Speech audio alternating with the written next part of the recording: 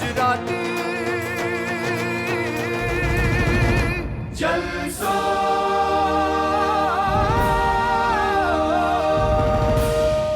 ગુજરાત તો ગુજરાત. વાહ ભાઈ વાહ. ખલીલ ધંતેજીનો એક સરસ ગમતો મને શેર છે કે વાત મારી જેને સમજાતી નથી એ ગમે તે હોય ગુજરાતી નથી. કેવી સરસ મજાની આપણી ભાષા છે. 11,000 નો કોઈને રાજીપો અહીં સાંઈરામ માથે આવી જાય ને કદાચ મને કોઈ ચેક આપે જ નહીં. આ તો ભાગેશભાઈ કદાચ બ્રાહ્મણ માથે કોઈને રાજીપો આવે ને કે તો અંગ્રેજીમાં તમે ચેક લખો એટલે શું લખો 11,000 ઓનલી. માઇક અને વાઇફ આ 4 અક્ષરના સ્પેલિંગ છે. બેમાં તફાવત માત્ર એટલો છે કે માઇકની સામું બોલાય, આમાં બંધ કરવાની સ્વિચ આવે, આ બગડે તો રિપેર થાય. અડધું કહીશ અડધું તમારી માથે છોડી દઈશ. પણ આપણા ગીતો 11,000 નો 11,000 ઓનલી. અંગ્રેજીમાં ચેક લખો તો એટલું જ આવે, પણ ગુજરાતીમાં ચેક લખો તો 1,000 નો ચેક લખો શું આવે? અંકે રૂપિયા 1,000 પૂરા. તો તમે માનો યા ન માનો સાહેબ, આપણી માતૃભાષા છે ને એ સંતોષની માતૃભાષાના વારસદારો છીએ આપણે.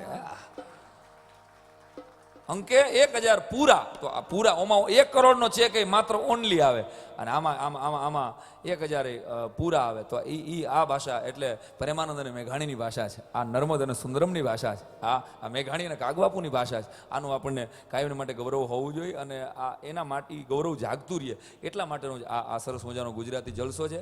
બિહારીભાઈને સવારે અમે આ બધું એમ જોયું ને પછી સરસ વાત કરી મને કે આમ તો ગુજરાતીઓ 1,000 પ્રકારના જલસા કરે છે, એમાંનો આ એક પ્રકારનો જલસો એટલે ગુજરાતી જલસો. હવે તો 1,000 જલસા આપણે કરીએ છીએ, એમાંનો એક જલસો. હા, તો એમાં હું તમે જ્યારે બેઠા છીએ ત્યારે મેઘાણીને યાદ કર્યા મને મોર બની થાય. આજ તમને એક નાનકડી યાત્રા, એક પહેલો રાઉન્ડ પૂરો થાય ને પછી એવી સરસ મજાનો ગુલદસ્તો લઈને અમે અહીંયા આવ્યા છીએ કે જેમાં તમને ગુજરાતના કવિઓનો, ગુજરાતના લોક સાહિત્યકારોનો, ગુજરાતના લોક કલાકારોનો આમ નાનો ટૂંકો પરિચય એની કૃતિ દ્વારા થશે. એટલે થોડીક ધીરજ રાખજો. ધીરજના ફળ મીઠા. હું ગોંડલમાં પ્રાઇમરી સ્કૂલમાં પ્રિન્સિપાલ છું, તમને ભલે લાગતો નહીં હો પણ હું છું યાર ખરેખર. મેં ક્લાસમાં લખ્યું બોર્ડ ઉપર ધીરજના ફળ મીઠા. ધીરજના ફળ મીઠા આટલું લખ્યું ને એમાં હું ફોન આવ્યો પાર્થિવભાઈનો, અજીતભાઈનો, ક્યારે આવો છો ને વહેલા આવજો ને આમ. એટલે હું બહાર વાત કરવા ગયો તો એક નંગે ઊભો થઈને ધીરજના ફળ મીઠા ચેકીને ખાટા કરી નાખ્યું. પાછું આવી મેં કોણે લખ્યું? રઘો એક ક્લાસમાં. મને કે આણે ફેરવીને એક ઝાપડ નાખી. મેં ધીરજના ફળ મીઠા ન હોય, ખાટા ન હોય.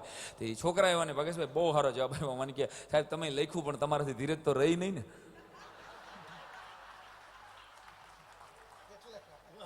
ખેંચી લીધે ને તમે. હા એમ. એટલે ધીરજ, તમે ધીરજ રાખજો. એવો સરસ મજાનો ગુલદસ્તો તમારી સામે રજૂ થવાનો છે. પણ મેઘાણીને યાદ કર્યા ને મેઘાણીની એક અમર કૃતિને યાદ ન કરું તો ભલામણ નગુણો ગણાવ.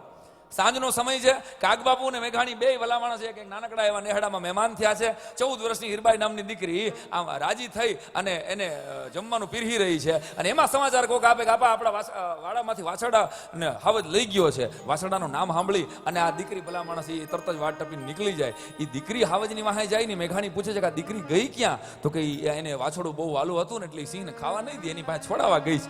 અને તેથી મેઘાણી હાથ ધોઈ લે કે આ દેશની 14 વર્ષની ચારણની દીકરી જો ભલા માણસ હાવજની વાહે ડાંગ લઈને જાતી હોય તો રાષ્ટ્રીય શાયર તરીકે, નાનકડા કવિ તરીકે મારે બેહાય નહીં.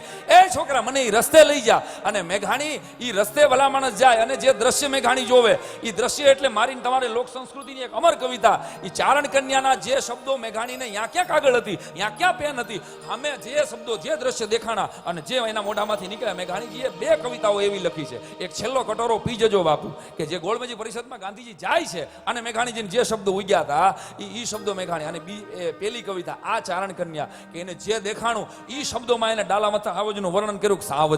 સાવજ ગરજે વન રાવણનો રાજા ગરજે, ગીરકાંઠાનો કેસરી ગરજે, ઐરાવત ગુળ હરી ગરજે, કડપાદળિયો જોધો ગરજે, મોફાડી માતેલો ગરજે. કેવો હાવજ હતો? પોણા હાથની બુહારી લટુ હતી, ગાંડાના ઢાળ જેવડી છાતી હતી, કોણી સામે એવી કેડ હતી, થાળી જેવડા પંજા ઉલાડતો જાય. આવો ડાલામાં તો હાવજ જ્યારે નીકળ્યો હતો, મોઢાની માલિકો વાસળું છે ને હાવજને જોઈ અને મેઘાણીના મોઢામાંથી શબ્દો નીકળી ગયા હતા.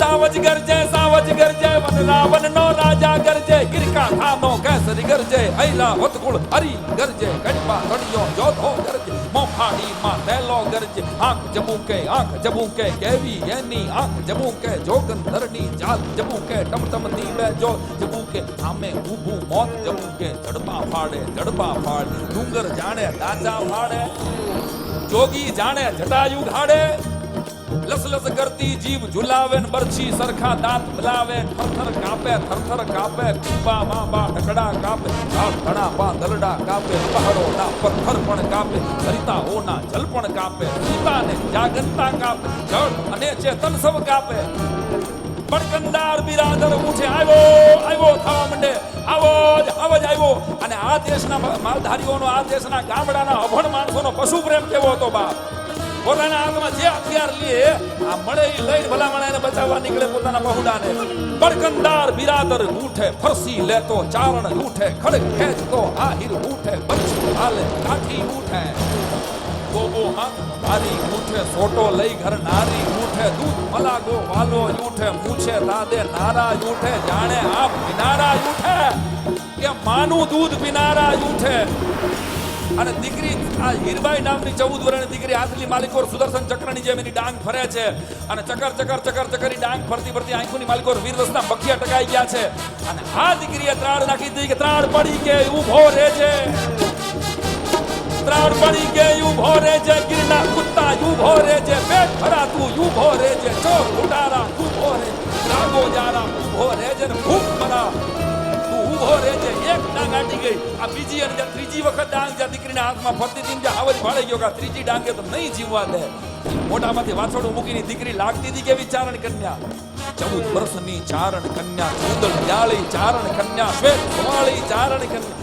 આળી ભોળી ચારણ કન્યા લાલ ભીગોળી ચારણ કન્યા હાથી લોળી ચારણ કન્યા પાછળ દોડી ચારણ કન્યા અને મૂકીને જ્યારે હાવજ ભાગ્યો ને ત્યારે મેઘાણીને મોજ આવી હવે સાંભળજો એને મોજ આવી કે હાય મારા દેશની 14 વર્ષની દીકરી હાવજને ભગાડે આ ઠપકો દઉં કોને આમ કરીને આમ બેખડમાં જોયું ને તો એને સિંહણને ભાડી અને મેઘાણીએ ત્રાડ નાખી દીધી કે સિંહણ તારો ભડવીર ભાગ્યો રણ મેં લીને કાયર ભાગ્યો એ ડુંગરનો રમનારો ભાગ્યો આ મોટો વીર મુછાળો ભાગ્યો નર થઈ તું નારીથી ભાગ્યો નાનકડી છોરીથી ભાગ્યો આ મેઘાણી બધાઓ એકવાર રાષ્ટ્રીય શાયર જબરદસ્ત મેઘાણીની આકૃતિ